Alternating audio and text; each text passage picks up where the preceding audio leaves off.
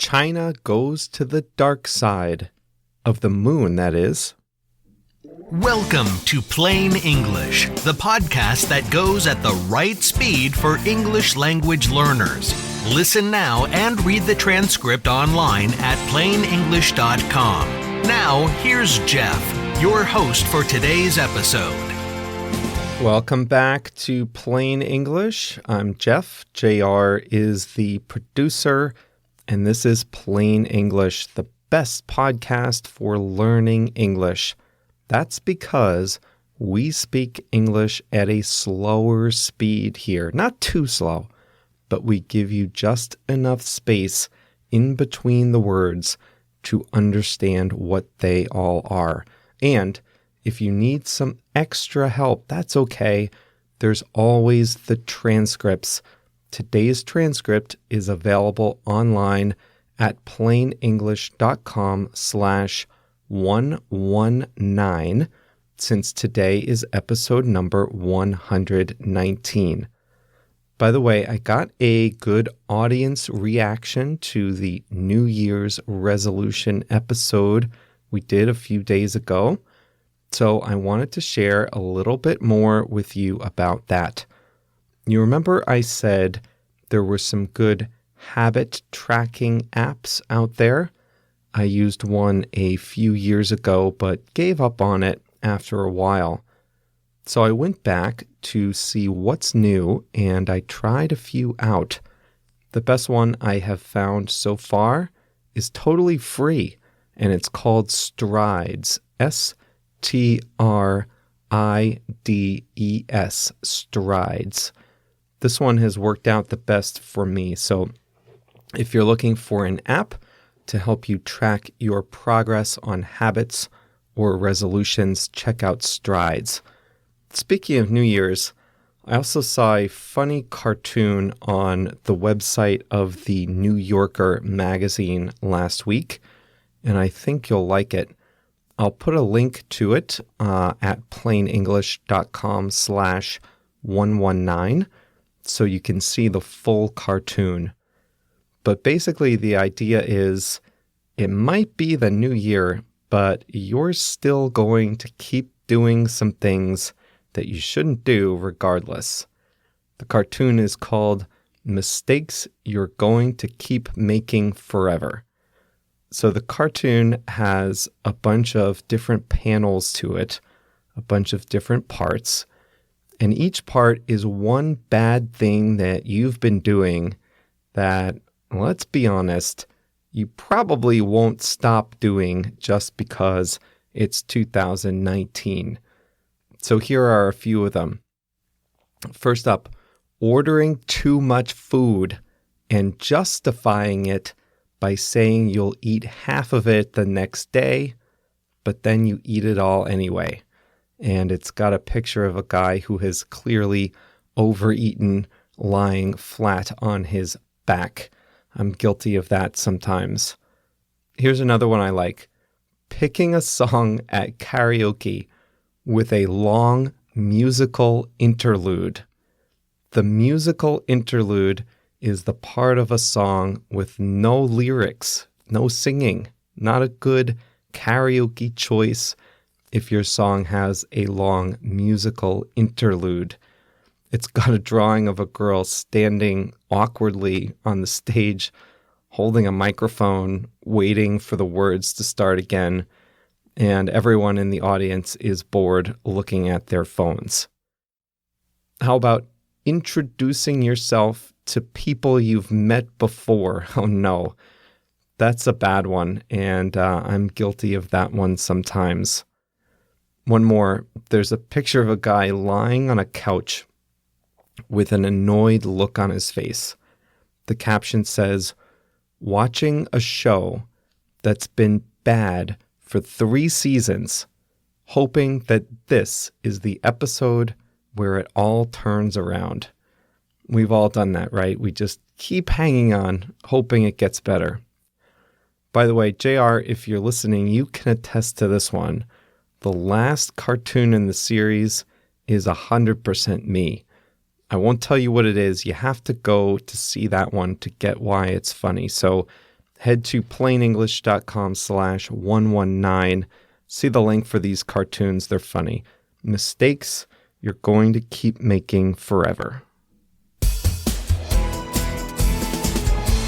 So this is another one of those episodes in which your host bravely steps far, far outside his comfort zone and discusses something about, drumroll please, science. Not my strongest subject in school. Let's leave it at that. And let me come right out and admit something. You've heard the phrase, the dark side of the moon, right?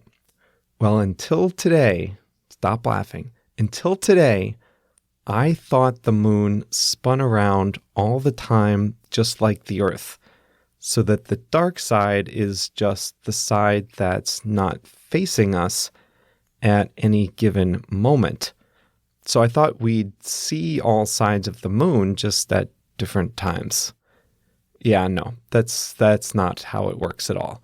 Apparently, the moon and the Earth rotate in such a way that we can only see a little more than 50% of the moon's surface, but the side that's facing away from us is always the same side. So there is, in fact, a dark side, although it's not dark all the time. It's just not facing us.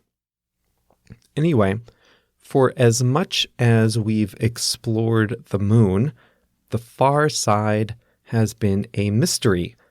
Scientists have landed vessels on the moon by staying in constant communication with the Earth.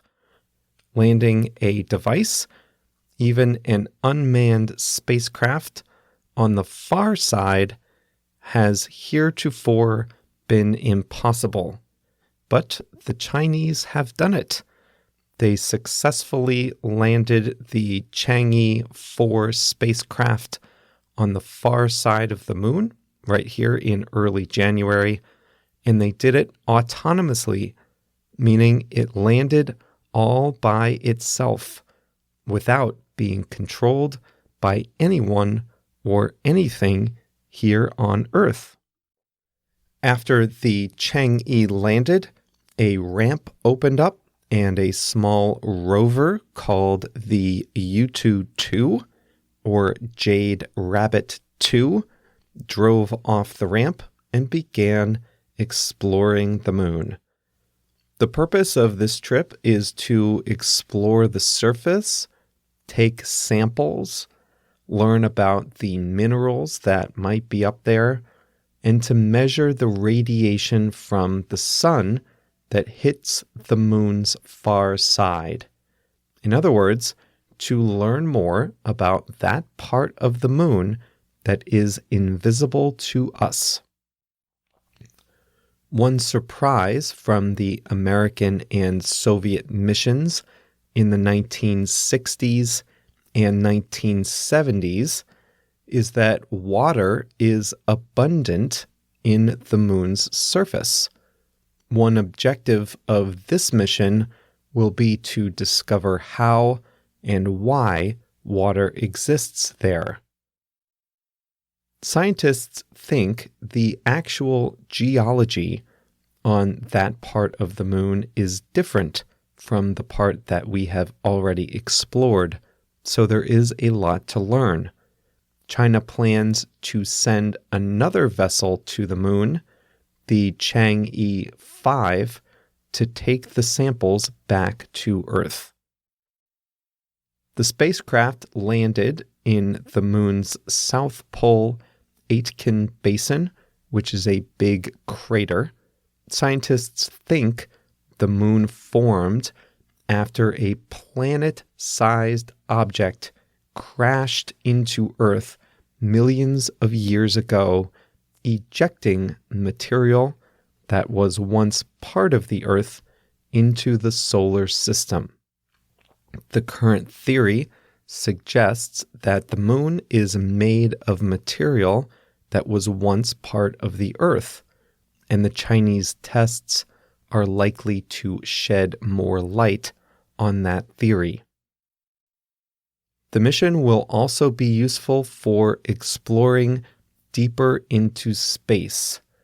The Earth gives off radio waves and all kinds of other things that interfere with the equipment needed to peer deep off into space. So the telescopic observations from the moon's far side are expected to also be valuable to the scientific community. Let it never be said that scientists don't have a lighter side. On the first trip to the moon, Neil Armstrong brought a golf club and hit a golf ball into space. On this trip, the rover has brought some seeds, and it expects the Arabidopsis plant to grow into the first flower in space. The landing lifted the mysterious veil from the moon's far side and opened a new chapter in human lunar exploration, according to the Chinese government. Special thanks to a listener today, Rodolfo in Ecuador. Rodolfo sent me a nice note describing the New Year's traditions in Ecuador. Here's what they do there. They create this guy called the Año Viejo, the Old Year. It's a figure made of cardboard and wood and decorated with paper and things. They can be simple or elaborate. Often they represent celebrities, politicians, singers, things like that. But the figure represents the year that's ending. And then at the stroke of midnight, they pour lighter fluid on this poor Año Viejo and they set him on fire. They burn the old year to say goodbye to it and welcome the new year with fireworks. I was actually in JR's hometown, a small town in the Mexican state of Veracruz one year for the new year, and they did the same thing. They called him El Viejo, the old guy. All right, what phrase should we do today? There were some hard words, not a whole lot of phrases. We already did shed light on back in episode 41. So if you want to learn more about shed light on, check out plainenglish.com/41. How about this one? At any given time. All right. I used to think that the dark side of the moon was whichever side that was not facing us at any given time, but that's not exactly correct. There is one side that's always facing away from the Earth. Any given time, any given moment. The key word here is given, and that key word, well, it doesn't mean anything here. It's just a way to emphasize that you mean at any time, at any moment, any random time, special, not special, anytime something could be true. At any given time, part of the moon is facing away from the Earth. That means at any time, pick a time, it doesn't matter, part of the moon is facing away. Here are some better examples. As you listen, remember, the word given isn't even necessary. It's just there for emphasis. Professional athletes can be tested for drugs on any given day. The league sends a doctor by surprise to take a blood or urine sample. It could be any day of the week. On any given day, they can be tested for drugs. On any given morning, there could be an accident on the highway that causes me to be late for work. It's not just Mondays, not just Wednesdays, certainly not just weekdays or weekends. On any given morning, there could be an accident that makes me late, so I have to leave early if I have an important meeting, just in case. There's a movie called Any Given Sunday, and it's about professional football, which is played on Sundays here in the United States. You can watch the movie, but the main idea is that on any given Sunday, your team can win or lose. It doesn't matter if the other team is better. You can win on any given Sunday. There's always the chance to win. Your dog might want to play with you at any given moment. Could be day or night, right? You could be tired, but he's not. He wants to play at any given moment. I'm likely to be hungry at any given time of the day. Chicago is likely to be cold on any given day during the winter and hot on any given day during the summer. At any given time now, there are thousands of satellites orbiting the Earth, looking down at us, helping us with our GPS, taking our pictures, giving us television, providing internet access, all kinds of stuff. At any given time, there are thousands of those things up there circling the Earth. The great thing about listening to podcasts is that there's always an episode available.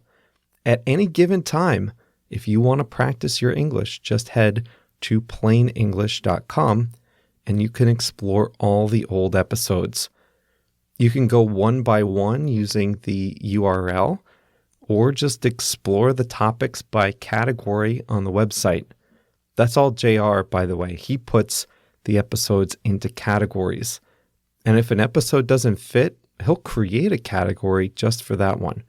So if you like today's episode, check out the science and technology category on the website.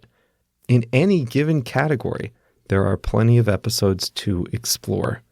Okay, I'm excited for the next episode, number 120. It's coming out on Monday. It's about the movie Roma on Netflix.